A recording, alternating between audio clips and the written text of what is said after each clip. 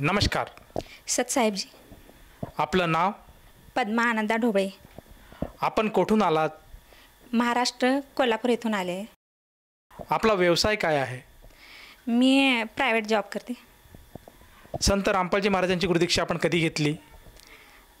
5 जानेवारी 2010मध्ये संत रामपालजी महाराजांची गुरुदीक्षा घेतली मी. संत रामपालजी महाराजांची गुरुदीक्षा घेण्या अगोदर आपण व आपला परिवार कोणती भक्ती साधना करत होतात? महाराष्ट्रात जी पारंपरिक भक्ती आहे तीच करत होते, जसं की संकष्टी, परत लक्ष्मी व्रत वगैरे, सोमव्रत वगैरे. अगदी न पाणी पिता मी व्रत वगैरे केलेत भरपूर असे. आणि सारखं महिन्यातून एकदा तरी म्हणजे घरी कीर्तन वगैरे असायचं. आणि वडील पण त्या भक्ती मार्गातच होते. आणि महिन्यातनं एक तरी होमपूजा वगैरे घरी व्हायची.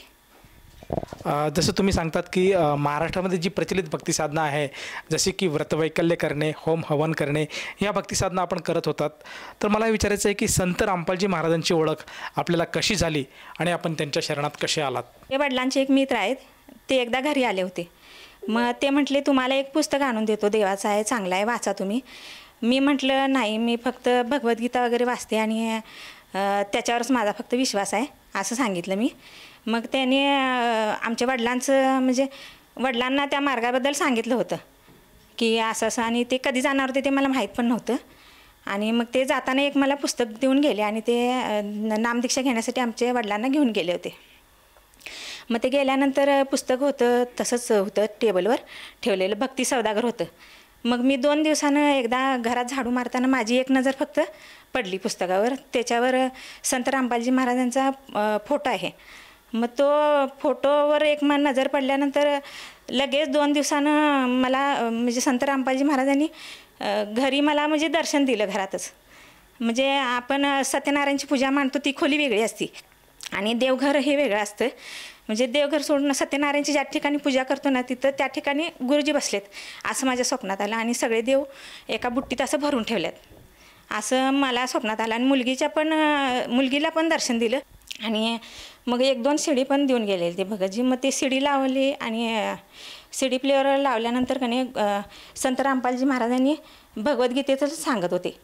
मग ते सांगत असताना मी परत शिडी मागं घ्यायची, परत ती भगवद्गीता काढून मी बघत होते.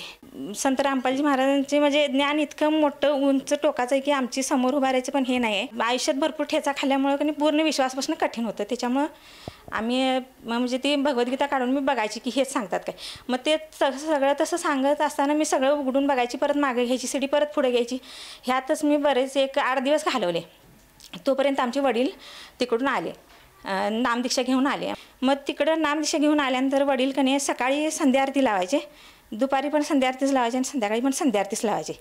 मला फक्त संत रामपालजी महाराज यांचं संध्या आरतीचाच आवाज फक्त यायचा, असं व्हायचं. आणि दिवसभर असं कानात घुमायचं. मग संत रामपालजी महाराजांच्या आवाजाकडे कने पूर्ण खेचली जात होती. आणि ते म्हटलं, हे मी एक दिवस असं म्हणजे हे झाला माझ्याबरोबर की रात्री हे असताना म्हणजे आतून स्वतः गुरुजी मला सांगता येत नाही माझ्याबरोबर काय म्हणजे चमत्कारच म्हणाय पाहिजे किंवा दृष्टांत म्हणाय पाहिजे, पण आतून खरोखर गुरुजी बोलत होते. रात्रभर संध्या आरती चालू होती, आतनं माझा आवाज येत होता मला. आणि मी सकाळी रात्रभर म्हणजे इतकं छान वाटत होतं. आवाजच इतका छान आहे का नाही, बस म्हणजे असं आवाजावर नुसतं प्रेम करावं असं वाटतं, असं इतका आवाज गुरुजींचा म्हणजे छान आहे. आणि ते सकाळी उठल्या डोळं उघडल्यानंतर बघितलं तर आमच्या वडिलांनी संध्या आरती वगैरे काय लावलं नव्हतं, काहीच नव्हतं. आणि आवाज कुठनं येत होता, मी आवाज कुठनं येत होता बघितलं तर माझ्याच आतनं आवाज ऐकला मी स्वतः. पण हे आतापर्यंत कोणाला मी घरी पण जास्त कोणाला बोलले नाही, कारण हे सगळं ऐकून ही अशी का हे करते, एवढी भक्ती करत होती, हे करत होती. मला नातेवाईकसुद्धा समजवायला यायचे, सांगायला यायचे की तू इतकी भक्ती हे करत होतीस, इतकं म्हणजे बिन पाण्याचा उपवास वगैरे करत होतीस आणि तुला अचानक हे काय झालं, हे काय तू सत्संग वगैरे लावतीस ते ऐकायचं नसते, आपण हे काय डोक्यात घ्यायचं नसते, हे जास्त शिकलेल्यांची कामं असतात असं मला समजवायचे ते. पण परमात्म्याने इतके लाभ दिले की आमचे बघून त्यांनीसुद्धा नामदीक्षा घेतली. मग तेव्हा आम्ही म्हटलं आमचं तिकीट काढा, म्हटलं तिकडं जायचं, नामदीक्षा घेणार आहे. आणि मग तिथनं आम्ही नामदीक्षा घेतली. जसं तुम्ही सांगत आहात की संत रामपालजी महाराजांचा मार्ग आपल्याला सर्वप्रथम पुस्तकाच्या माध्यमातून कळाला.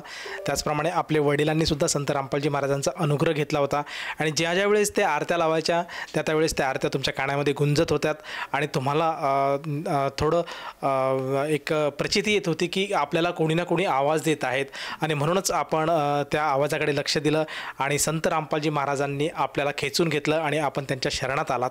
तर मला हे विचारायचं, जेव्हा आपण संत रामपालजी महाराजांच्या शरणात आलात त्यानंतर आपल्याला आपल्या वैयक्तिक जीवनामध्ये त्याचप्रमाणे आपल्या कुटुंबामध्ये परिवारामध्ये काय काय अनुभव आलेत? अनुभव तर भरपूर, म्हणजे लाभ तर भरपूर झाले. मानसिक टेन्शन जे इतकं घरात होतं ना की आम्ही राहतं घरसुद्धा विकलं होतं आणि दुसरं एक घर घेतलं होतं, ते पण म्हणजे पैसे पण तिकडेच आणि घर नावावर करून देतो म्हणले, ते घर पण नावावर होत नव्हतं. अशी परिस्थिती झालेली आणि पैसे पण मिळत नव्हते.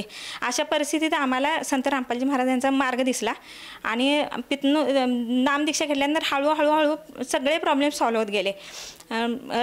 परत आम्हाला ते घराचे पैसे परत मिळून आम्हाला दुसरीकडे घर मिळालं. परमात्म्यानं आता खरोखर थाट केल्यात, मी काय हे म्हणत नाही, खरोखरच थाट केल्यात आणि इतकी दया झाल्या परमात्म्याची की सगळं म्हणजे इतकी आधी परिस्थिती इतकी विस्कळलेली होती की ती परमात्म्यानंच घडी बसवली आयुष्याची, असं झाले सगळीकडे. आणि भरपूर अशी कामं होती रेंगाळलेली की ती हळूहळू एक मार्गी लागली.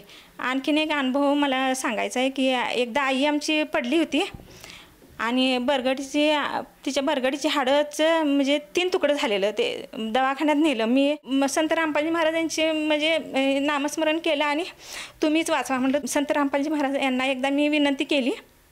तोपर्यंत आमच्या मुलगीनं तिकडं फोन लावला, डायरेक्ट अर्धाच लावली गुरुजींना. कुछ नाही, परमात्मा दया करेंगे असं सांगितलं तिथं. आणि त्यावर नेलेलं पेशंट 5 वाजता तिथं. 5 वाजल्यानंतर बरोबर 11 वाजता ते आम्ही स्वतः एक्सरे बघितला, तो 3 तुकडे झाले होते हाडाचे. मग ते डॉक्टर पण लवकर येत नव्हते. आईला अतिदक्षता रूममध्ये ठेवलं होतं आणि ते डॉक्टरांना शेवटी ऑपरेशन थिएटरमध्ये जाऊन ते दुसरे आमच्याबरोबर भगत जे आलेले त्यांनी जाऊन दाखवलं ते एक्सरे आणि त्यांनी ते बघितल्यावर एक्सरे बघितल्यावर सांगितलं की नाही, ह्या पेशंटला काय नाही झालेलं आणि तुम्ही घरी घेऊन जाऊ शकता असं सांगितलं. मग त्यावर मला म्हणजे असं जाणवत होतं की म्हणजे आईला म्हटलं मला तुमच्याकडे यायचं आहे असं तसं असं म्हटलं. असं म्हणजे इतकं मला समोर मी बघितलं आमच्या आईचा श्वास तिथल्या तिथं थांबला होता, पूर्ण बंद झाला होता. आणि मग त्यावेळेला मला काही सुचत नव्हतं. त्यावेळेला मी आईला नाकाला कोचलं, तिला गालावर 2-3 चपाटे मारले. तुला काय झालं नाही, उठ म्हटलं. आणि गुरुजींना मी विनंती घातली, परमात्मा म्हटलं तुम्हीच वाचू शकता, ही तुमची भक्तीची लाज तुम्हीच राखा म्हटलं. आणि तोपर्यंत डॉक्टरांनी सांगितलं की पेशंटला काही झालेलं नाही आणि घरी जावा म्हणून. आईनं तशा अवस्थेत फक्त एकदाच नुसतं असं हात जोडले, अशी मासा तळमळे आणि तळमळत होती आई. तिनं फक्त तसेच हात जोडले. ते एका क्षणात परमात्म्यानं तिथल्या तिथं ते म्हणजे शांत झाली आणि लगेच 5 मिनिटाच्या आत उठून बसली. लगेच 11:30ला घरी पण आली आणि परत जेवून गोळ्या खाऊन परत झोपली निवांत. आणि आता काही नाही, काही अजिबात काहीच तब्येतीची तक्रार नाही आहे. अतिशय म्हणजे अतिशय लाभ केला परमात्म्यानं.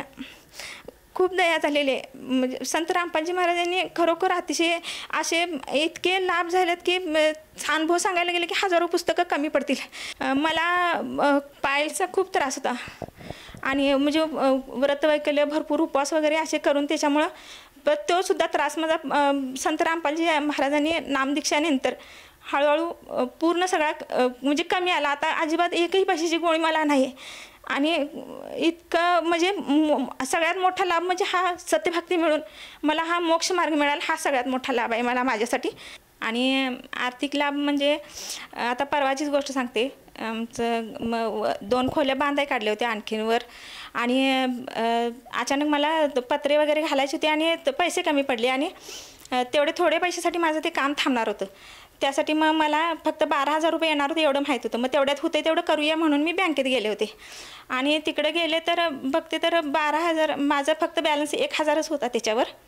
आणि बघते तर बॅलन्स विचारल्यानंतर 20,000 आहे म्हणून सांगितलं.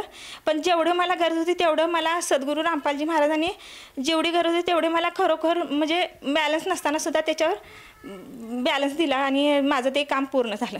जसं तुम्ही सांगत आहात की संत रामपालजी महाराजांची गुरुदीक्षा घेतल्यानंतर आपल्याला व आपल्या परिवाराला बरेचसे लाभ प्राप्त झालेत, शारीरिक, मानसिक, आर्थिक स्वरूपात. त्याचप्रमाणे आपल्या आईला संत रामपालजी महाराजांच्या सद्भक्तीमुळे आज जीवनदान मिळालेलं आहे. तर ह्या सगळ्या आपल्या लाभातनं आपण आपल्यासारख्या ज्या भगिनी आहेत, त्याचप्रमाणे आपल्या ज्या मैत्रिणी आहेत आणि नातलग आहे, आप्तेष्ट आहे आणि जो भक्त समुदाय आज TV चॅनलच्या माध्यमातून आपल्या ह्या मुलाखतीचा कार्यक्रम बघत आहेत, या सर्वांना उद्देशून आपण काय संदेश द्याल? मी हात जोडून फक्त विनंती करू शकते, संत रामपालजी महाराजांचं हे जे ज्ञान आहे म्हणजे पूर्ण भक्ती, पूर्ण मोक्षाला नेणारं ज्ञान आहे.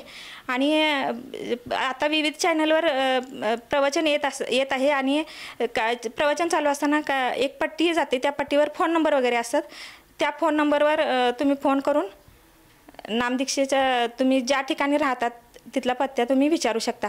आणि हे संत रामपालजी महाराज आहेत, हे स्वतः परमेश्वर आलेले आहेत वरनं आणि ते स्वतः म्हणजे एक पारस आहेत. आणि तुम्ही हा मनुष्य जन्म तुम्हाला परत हा गोल्डन चान्स मिळणार नाही हा भक्तीचा. त्याच्यामुळं तुम्ही तुमच्या आयुष्याचं कल्याण करून घ्यावं अशी ही म्हणजे हात जोडून मी विनंती करते तुम्हाला. जसं तुम्ही आज साधकांना साथ घालत आहात की संत रामपालजी महाराजांचं ज्ञान हे TV चॅनलच्या माध्यमातून, त्याचप्रमाणे त्यांनी जे पुस्तक लिहिलं आहे त्यातून आपण ते ज्ञान अर्जित करावं. त्याचप्रमाणे आता TV चॅनलवर जे काही नंबर फ्लॅश होत आहेत त्या नंबरवर जर संपर्क साधला तर त्याला साधकाला जिथे संत रामपालजी महाराजांचे नामदान केंद्र आहे तिथला पत्ता मिळेल आणि तेथे जाऊन ती व्यक्ती नामदीक्षा घेऊ शकेल. तर ह्या जर आपल्या हाकेला जर एखादा साधक साथ घालत असेल तर त्या व्यक्तीला त्या नामदान केंद्रावर जाऊन त्या नामदीक्षेसाठी वास्तविक स्वरूपात किती पैसे मोजावे लागतील जेणेकरून त्याला हे संत रामपालजी महाराजांचा मार्ग किंवा गुरुमंत्र मिळेल? नामदीक्षेसाठी एकही पैसा मोजावा लागत नाही. उलट नामदीक्षा घेतल्यानंतर तेच आपल्याला एक फोटो गुरुजींचा व एक गुरुजींचं भक्तिबोधाचं पुस्तक देतात. तेच तुम्हाला फ्रीमध्ये मिळते. सगळी सोय तिथं फ्रीमध्ये आहे आणि तुम्ही हा लाभ संत रामपालजी महाराज म्हणजे एक पारस आहेत आणि त्याचा तुम्ही लाभ घ्यावा हीच विनंती. धन्यवाद. सतसाहेबजी. संपूर्ण विश्वामध्ये 500 पेक्षा जास्त नामदीक्षा केंद्र आहेत जिथे निशुल्क नामदीक्षा दिली जाते. निशुल्क नामदीक्षा प्राप्त करण्यासाठी आणि अधिक माहितीसाठी संपर्क करा 7030303951 7030303952. अद्वितीय आध्यात्मिक ज्ञान वाचण्यासाठी, पाहण्यासाठी आणि ऐकण्यासाठी संत रामपालजी महाराज ॲप अवश्य डाउनलोड करा किंवा आमची वेबसाईट www.jagatgururampalji.org वर विजिट करा.